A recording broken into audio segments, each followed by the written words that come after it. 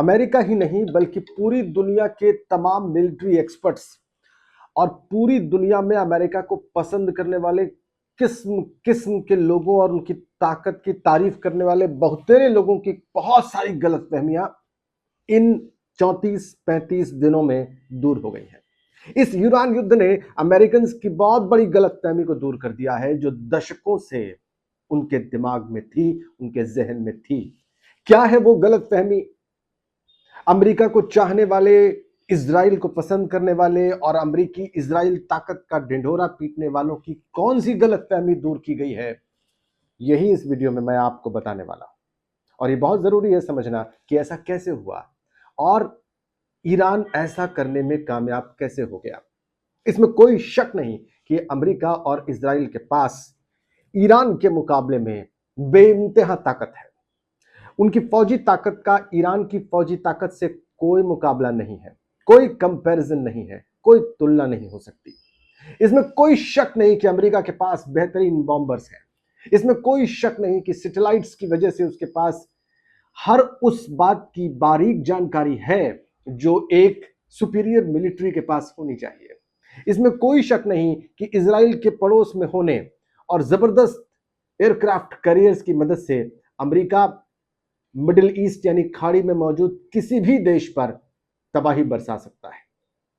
Iran के मामले में भी यही बात लागू होती है, लेकिन ईरान ने यह करके, जो मैं आपको बताने वाला हूं, एक बहुत बड़ी गलतफहमी, इल्यूजन जिसको अंग्रेजी में कहते हैं, दूर कर दी है।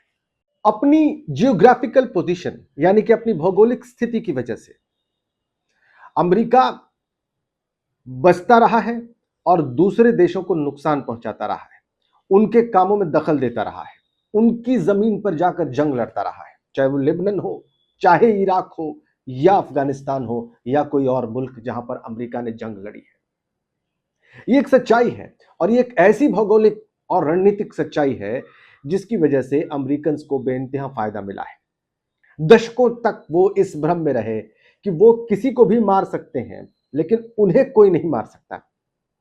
और यह भ्रम इसलिए भी सही साबित होता रहा क्योंकि जंग अमेरिकी जमीन पर नहीं बल्कि दुश्मन की जमीन पर लड़ी जाती रही। एक मैप जो कि अमेरिका के फेवर में है, एक रणनीति जो कि अमेरिका के बेनिफिट में है, उसकी मदद से, उसके सहारे से अमेरिका अपने दुश्मनों को भयंकर तरीके से नुकसान पहुंचाता रहा, इंटरवीन करता रहा। लेकिन अब ईरान ने उसके सहयोगी देशों, जहां जहां पर मिडिल ईस्ट में अमेरिका के बेस है, मसलन सऊदी अरेबिया, मसलन यूनाइटेड अरब एमिरेट्स जिसको हम यूएई कहते हैं, मसलन बहरीन, मसलन कुवैत, मसलन इजराइल, मसलन ओमान, इन तमाम देशों में जहां जहां पर अमेरिकी बेसिस हैं, सबको हिट करके, सबको नुकसान पहुंचा के अमेरिका को परेशान कर दिया है।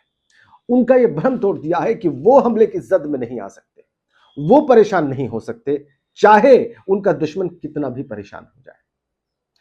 मैं आपको एक आंकड़ा दे रहा हूं जहां जहां पर ईरान ने हमला किया है। वैसे तो अमेरिका और इजराइल के हमलों के मुकाबले में बहुत कम है, लेकिन इसने अमेरिका और इजराइल को परेशान तो कर ही दिया है।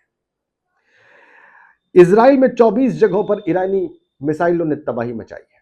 वो इजराइल जो अपने आयरन डोम सिस्टम की वजह से खुद को सेव कर चुका था, 24 जगहों पर, कुवैत में 7 जगहों पर, बहरीन में 3 जगहों पर, सऊदी अरब में 2 जगहों पर, यूएई में 12 जगहों पर, ओमान में 3 जगहों पर ईरान ने हमले किए हैं और इन देशों को भी, अमेरिकी फौज को भी नुकसान पहुंचाया है, उनके सिस्टम को, उनके स्ट्रक्चर को तबाह किया है। इसकी कल्पना अमेरिकियों ने नहीं की थी, इसकी कल्पना इजरायलियों ने भी नहीं की थी और इसकी कल्पना इन अमेरिकी सहयोगी मुस्लिम देशों ने भी नहीं की थी कि ईरान ऐसा कर सकता है। खुद ट्रंप इस बात को कबूल कर चुके हैं कि ऐसा अंदाजा उनको नहीं था। वो ये भी कह चुके हैं कि उनके जो अलाइज हैं, दोस्त हैं खाड़ी में, उनको भी इसका अंदाजा नहीं था, लेकिन ऐसा किया गया ईरान ने और उनका यह भ्रम तोड़ दिया है। यकीनन मैं फिर कह रहा हूं कि अमेरिका और इजराइल और उसके दोस्त बहुत ताकतवर हैं ईरान के मुकाबले में, और वो भयानक तबाही बरसा रहे हैं और आगे भी बरसा सकते हैं। लेकिन अब वो भी जद में हैं, अब उनके लोग भी जद में हैं, अब उनके ठिकाने भी जद में हैं और इसलिए ये जंग अभी तक चल रही है, और इसलिए अमेरिका बातचीत की टेबल पर है, और इसलिए तस्वीर इस बार पहले की तुलना में बहुत बदली हुई है।